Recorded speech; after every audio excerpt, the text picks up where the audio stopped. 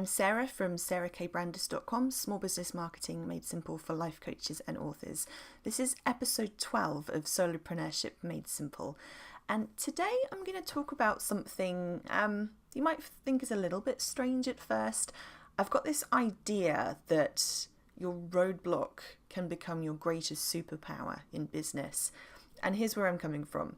If you've listened to previous episodes or if you've followed me on social media, then you will probably know that I've recently been through and I'm still recovering from a pretty nasty burnout.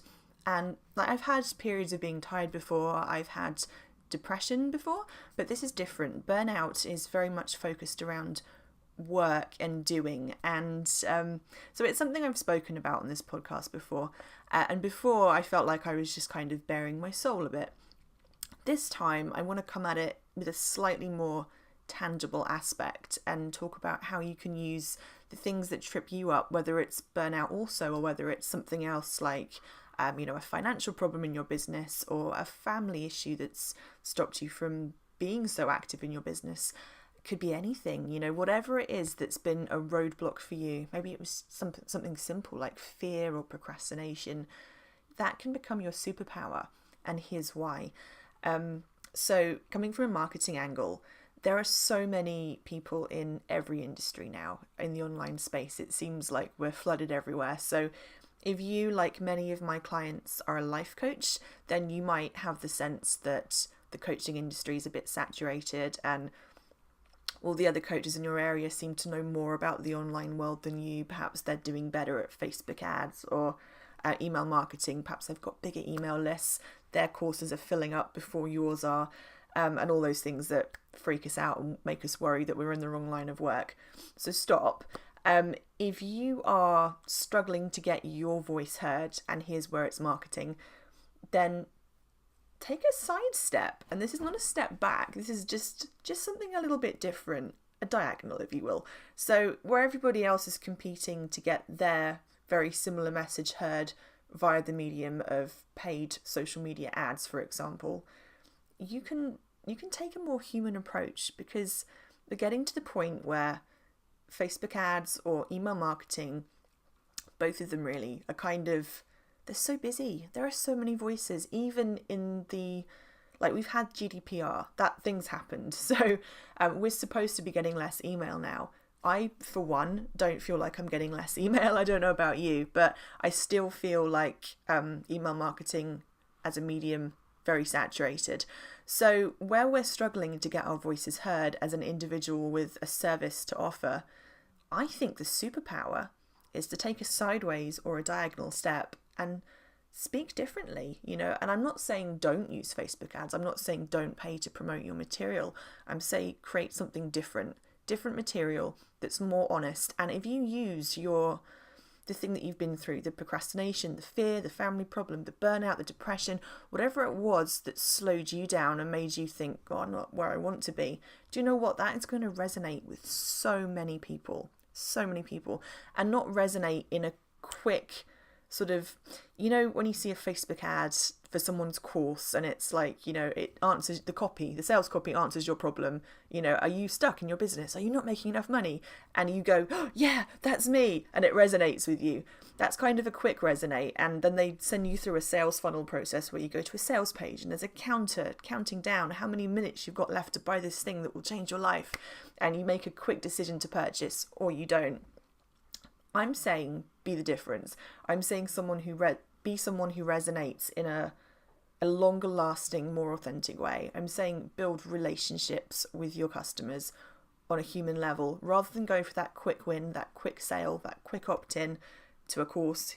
And, if you've got them really quickly, 50% of those people are going to drop out anyway because they didn't really think through their purchase.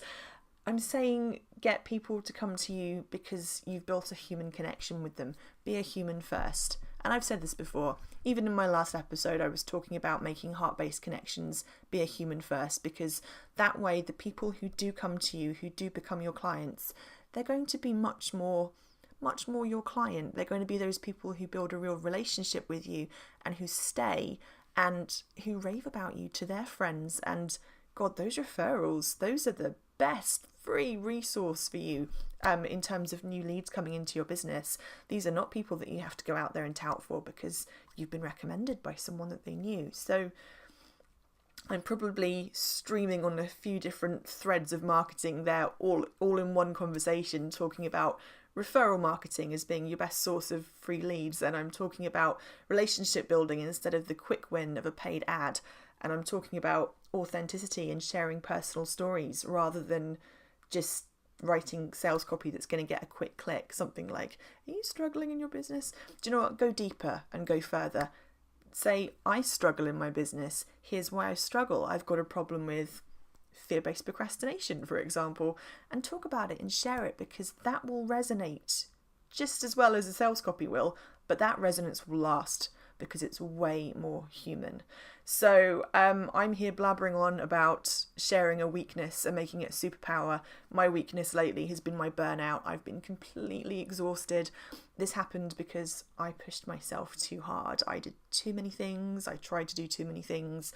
I tried to launch a new branch of my business while changing the business I already had, while learning a language, while running the London Marathon, and I just crashed. I hit the ground with my face. So I guess probably some of my next clients will likely be overachievers who try to do too many things at once, and where I'll be working with them on their marketing will be to help them to calm it down, to not panic, and to focus on one thing at a time, because that's obviously the antidote to overdoing it and then burning out.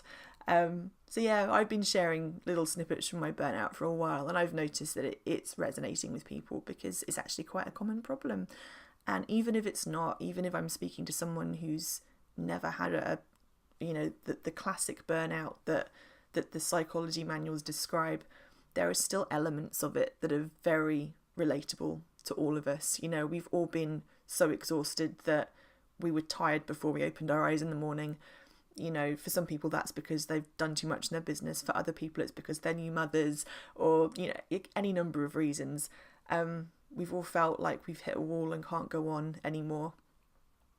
But, most of us do find a way to get back up. And then I think when you can take that experience and use it as a way to support other people, that's when a weakness becomes a superpower. So I'm not going to go on and labour the point too much. I'm going to sort of do a that's my thought for the day kind of thing. So turning a weakness into a superpower.